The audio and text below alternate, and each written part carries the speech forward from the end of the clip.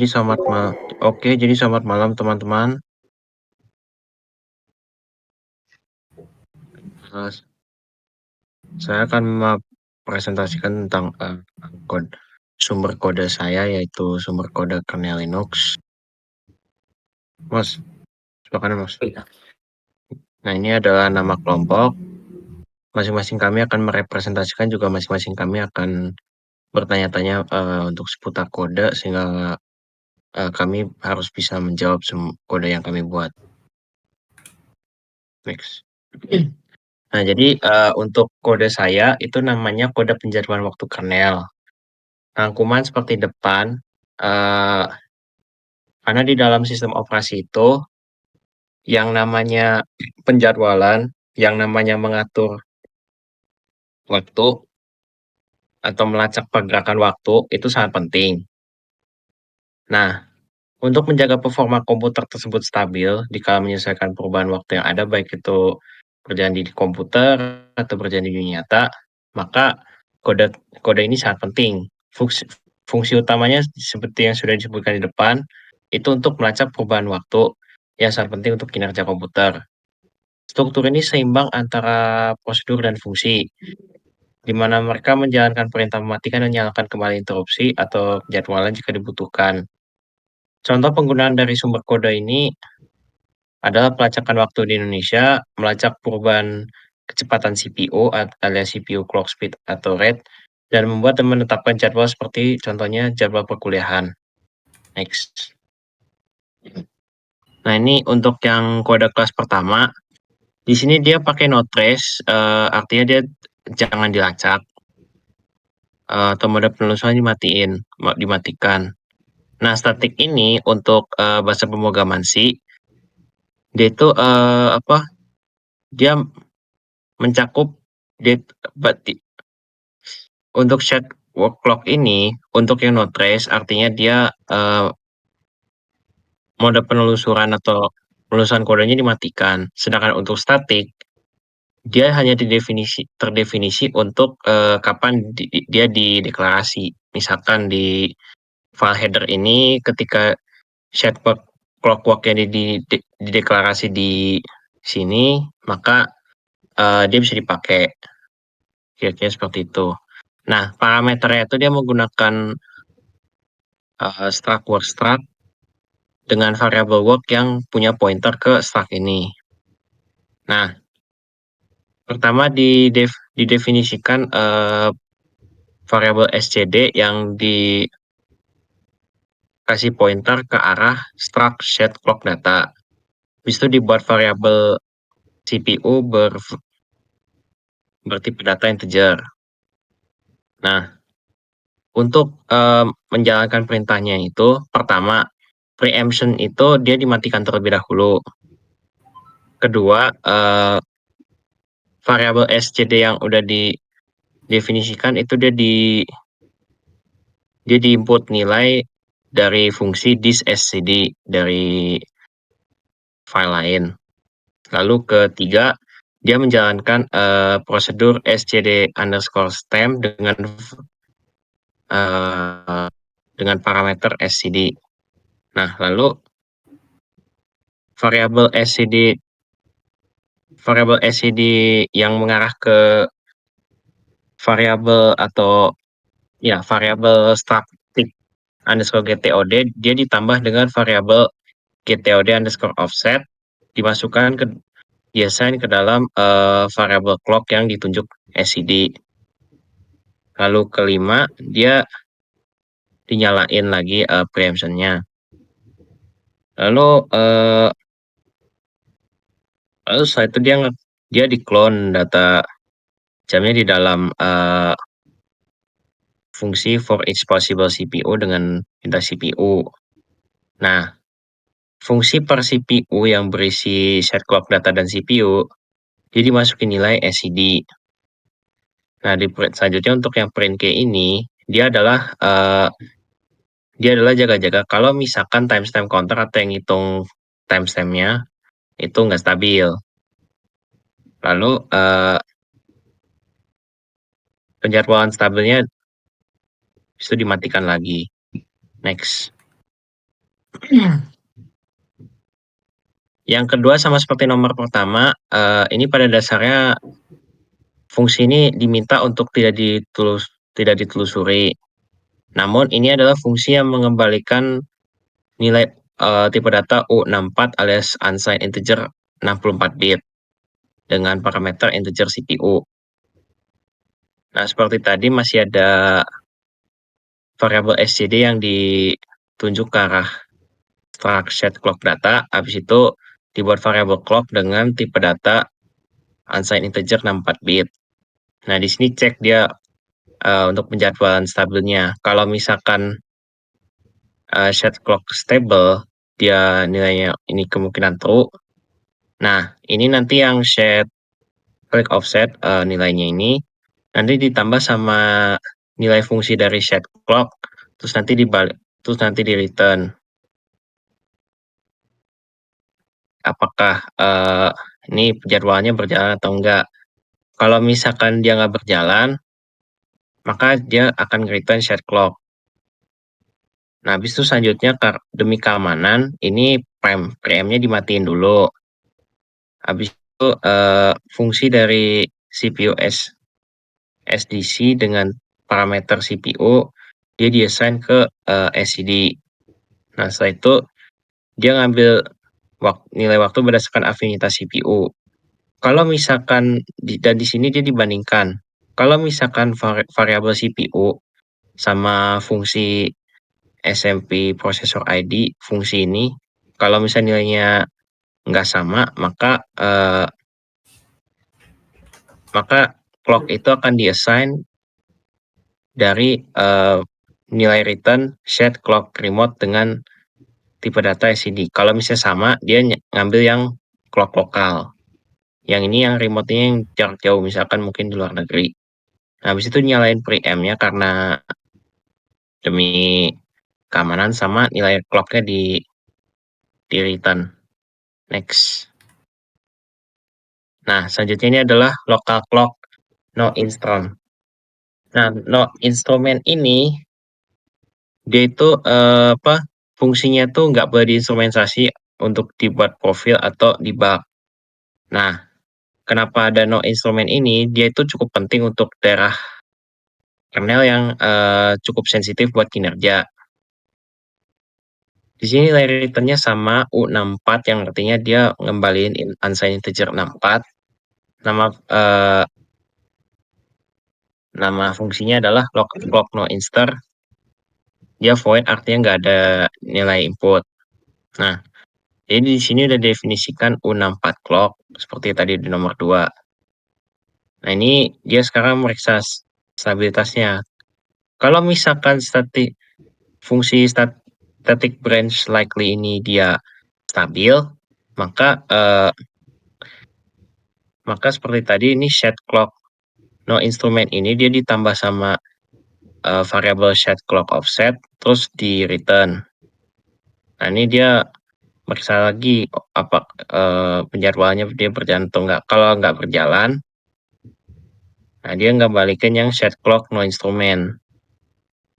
Nah, habis itu dia ngambil nilai jam lokal, nilai dari set clock lokal ini dan dimasukin parameter di SCD, dia masukin ke clock. Habis itu di return. Next.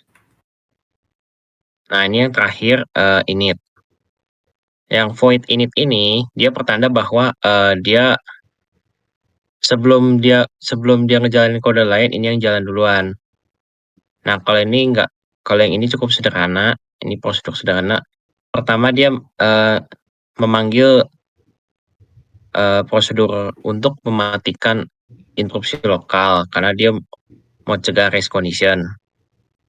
Kedua, dia netapin global offset time of day dengan manggil prosedur set clock keep TOD offset. Yang ketiga, dia nyalain kembali interupsi lokal lokal dengan manggil kembali local hierarchy enable. Di situ terakhir dia menandai waktu penjadwalan sebagai berjalan di static branch increment. Selanjutnya adalah saya sendiri, Muhammad Fatih Rizky Salam, saya membuat kode program untuk inventory barang. Jadi inventory barang di sini adalah untuk membantu dalam mengelola dan melacak persediaan barang mereka secara efektif. Aplikasi ini berguna sebagai sistem yang menggantikan pencatatan manual sehingga data inventaris menjadi lebih akurat dan mudah diakses. Next.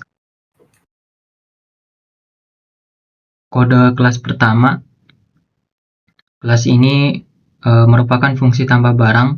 Tujuannya untuk menambah data barang baru ke inventory.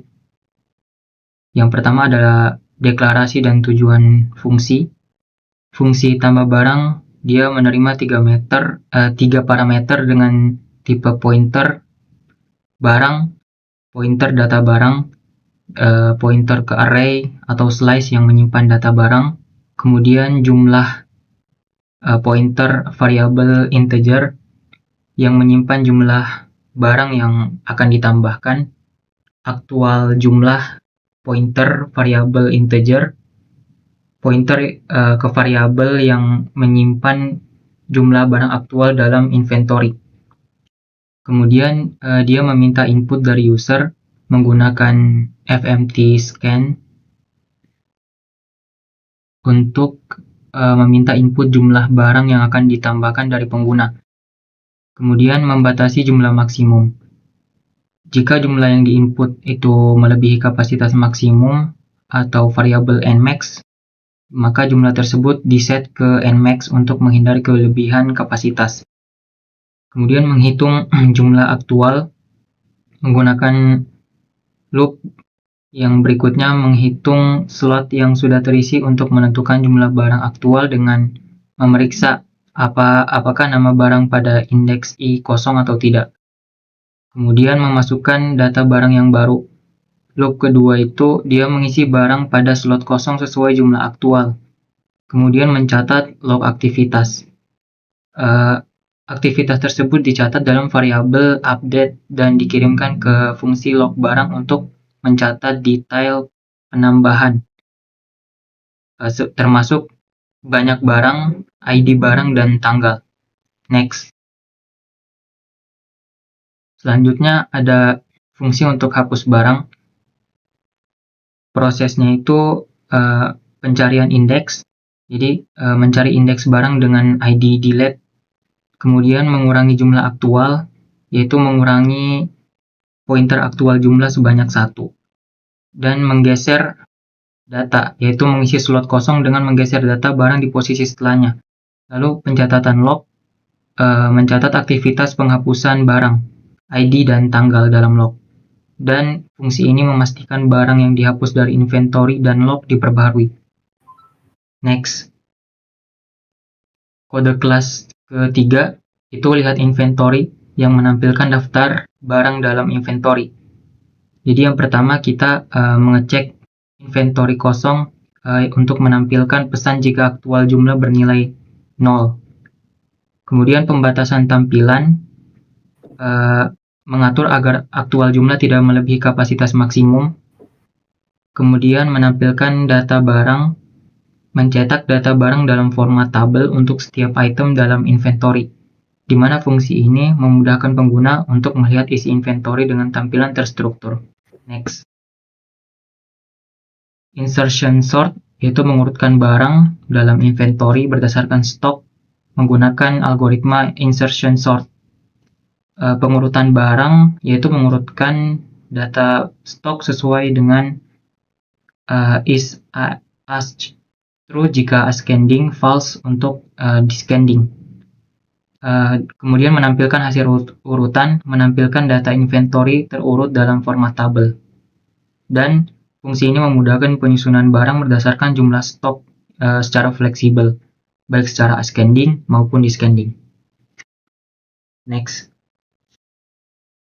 Ya, selanjutnya saya akan menjelaskan source code yang saya pilih ya, di mana saya memilih penerapan inheritance dalam hierarki dokter dan hierarki hewan dalam Java. Kenapa saya memilih ini? Saya memilih ini karena bersangkutan juga dengan matkul yang saat ini sedang kita pelajari, yaitu di PPO ya. Langsung aja lanjut ke kelasnya. Pertama ada kelas animal, di mana kelas animal ini adalah generalisasi dari persatuan objek yang nantinya akan lebih detail daripada animal ini.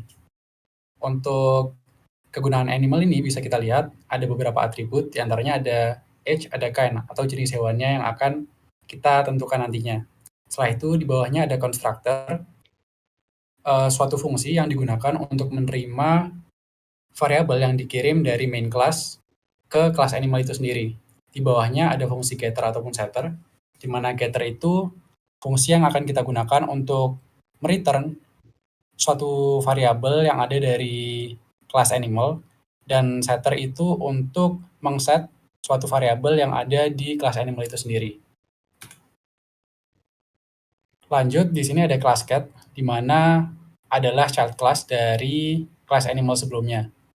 Jadi bedanya dengan yang tadi, di sini ada atribut nama kucing, tapi dia juga sudah mengandung beberapa atribut yang ada di animal, contohnya age dan kind.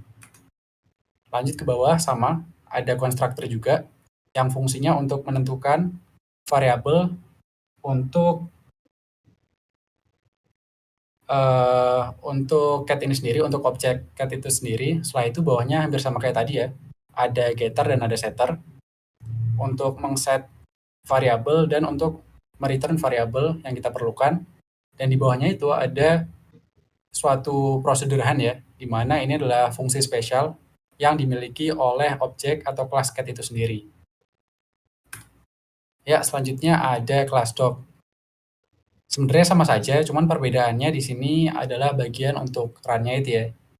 Jadi masing-masing jenis itu punya keahliannya atau punya fungsi spesifiknya masing-masing dengan variabel yang diturunkan dari kelas generalnya atau parent class-nya.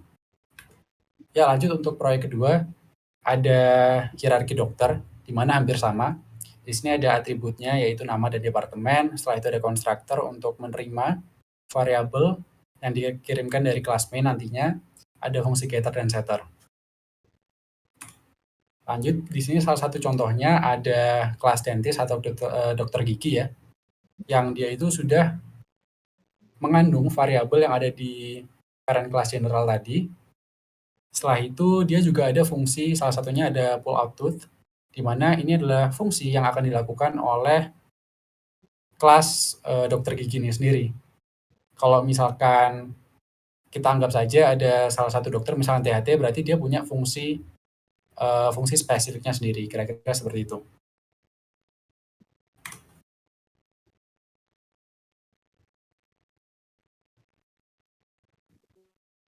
Ya, silakan untuk Udin Oke. bisa lanjutkan.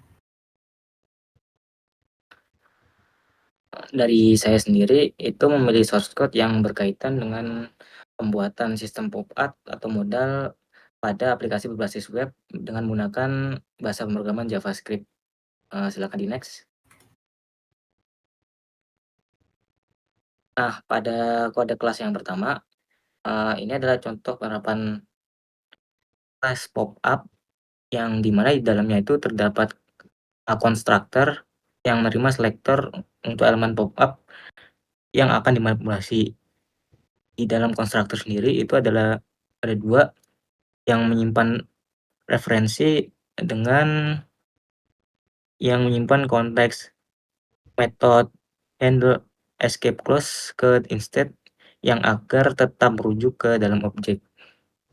Di bawahnya sendiri itu terdapat 4 metode.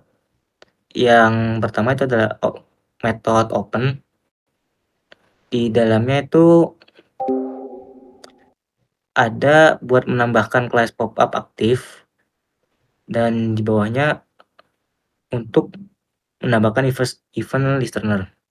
Di method close sendiri itu kebalikan dari method open.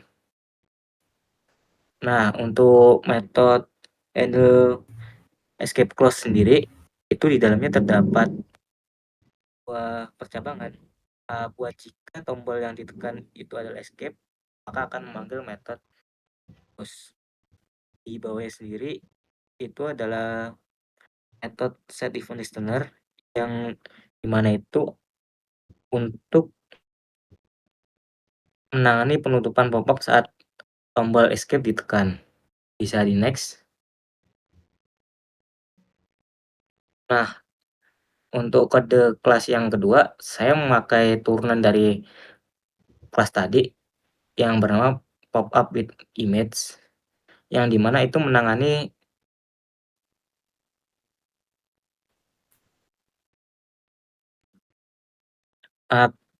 gambar dan caption dalam pop-up. Yang di dalamnya sendiri masih sama, yang itu adalah constructor. Di dalam constructor terdapat kelas super, itu buat memanggil constructor dari kelas induknya. Di bawahnya adalah variabel this buat mendapatkan elemen hafal di dalam pop-up. Di bawahnya juga segitu. Untuk metodenya masih sama, tapi di dalamnya terdapat link dan name. Bisa di next. Nah, untuk yang ketiga juga turunan dari kelas pop-up, yaitu kelas pop-up with form. Yang itu adalah untuk menghandle sebuah form, yang di dalamnya terdapat constructor dengan parameter pop-up selector dan handle form submit.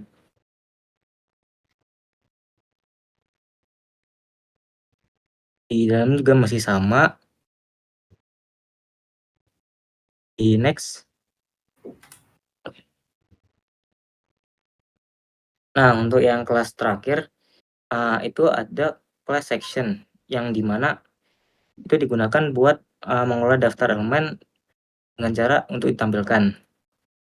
Di dalam class section sendiri itu terdapat constructor yang menerima objek buat konfigurasi dalam daftar item dan fungsi render.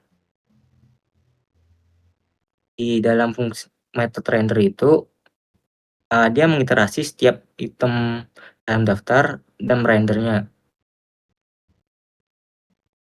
Buat metode yang terakhir adalah penambahan item baru.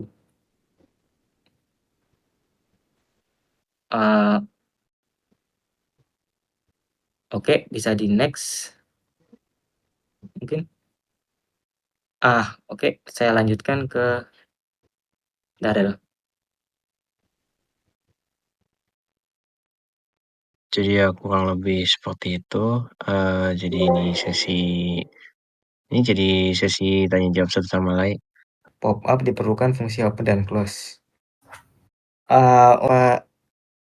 Fungsi open dan close itu dari sesuai kriterianya, yang dimana tuh open tuh untuk membuka pop-up sendiri dan close untuk menutupnya. Apakah terjawab? Sudah terjawab. Sudah terjawab. Oke. Selanjutnya saya serahkan ke Aryo. Oke, di sini saya ada pertanyaan dari Fatir. Pertanyaannya, gimana cara inheritance membantu menggambarkan hubungan antara dokter umum dan dokter gigi? Jadi kalau divisualisasikan, inheritance itu kan pewarisan ya. Nah, tapi kalau digambarkan tuh seperti hierarki gitu. Jadi kelas yang paling atas itu sifatnya paling umum, paling general, dan sifat semakin ke bawah itu semakin spesifik. Kalau di konteks yang sedang kita bahas. Lanjut ke poin yang tadi, analoginya misalkan kelas paling umum itu dokter ya. Kelas yang di bawahnya, anggaplah dokter gigi, itu atribut yang dia miliki itu pasti sudah ada, itu lebih spesifik daripada dokter umum yang ada di atas. Begitu juga dengan kelas-kelas yang lain misalkan ada dokter THT yang ternyata atributnya dia itu sedikit berbeda dengan dokter gigi. Jadi kira-kira hierarkinya seperti itu, semakin atas itu kelas yang semakin umum, semakin ke bawah itu kelas-kelas yang sifatnya semakin spesifik. Dan untuk selanjutnya bisa dilanjutkan untuk Fatir. Saya akan menjawab pertanyaan dari Zohri. Pertanyaannya, apa output dari variabel update? Jadi berdasarkan kode yang saya buat tadi, variabel update itu dia akan menghasilkan output berupa string dengan format hapus barang, ID barang dihapus, nomor ID pada tanggal Contohnya jika ada barang misalnya ID 101 tanggalnya 2024/01/01, maka outputnya akan seperti hapus barang, ID barang dihapus 101 pada tanggal 2024/01/01. Jadi string ini kemudian akan dicatat ke dalam log aktivitas menggunakan fungsi log barang dengan parameter @logActivity update.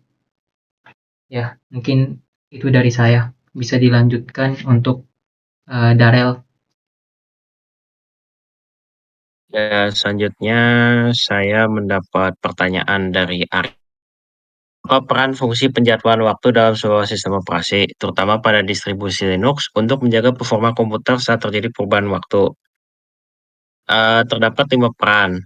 Yang pertama, mengalokasikan waktu CPU. Jadi, CPU itu dia ada interval waktu eksekusi untuk setiap proses. Nah, dari penjadwalannya ini buat memastikan supaya CPU-nya digunakan secara efisien dan nggak ada proses yang mendominasi penggunaan CPU. Karena kalau misalnya sampai mendominasi, maka CPU tersebut kemungkinan akan lebih cepat panas.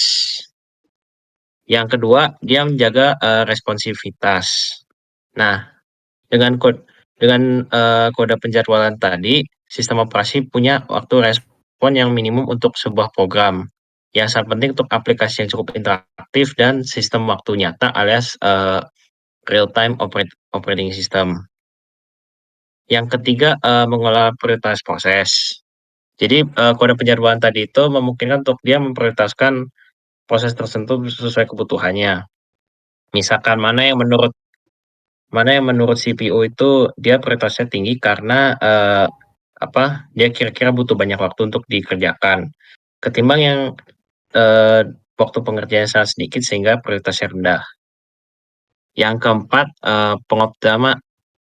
keempat itu dari poin pertama sama poin ketiga itu tujuannya untuk mengoptimalkan utilisasi CPU. Nah, yang kelima itu dia mengatasi perubahan waktu. Dalam konteks perubahan waktu seperti perubahan waktu musim atau sinkronisasi waktu jaringan, penjadwalan tadi itu sangat membantu memastikan bahwa proses yang berjalan di dalam komputer itu tidak terganggu atau dia tetap berjalan sesuai jadwal. Sama yang terakhir, itu menghindari misalnya deadlock. Dengan dia mengelola antrian proses dan sumber daya, penjadwalan ini dia mencegah situasi deadlock atau terkunci di mana ada 2 atau lebih proses yang saling menunggu sumber daya yang tidak ada alias memori yang nggak ada di komputer. Kira-kira untuk Aryo terjawab? Ya, aman. Oke. Terima kasih.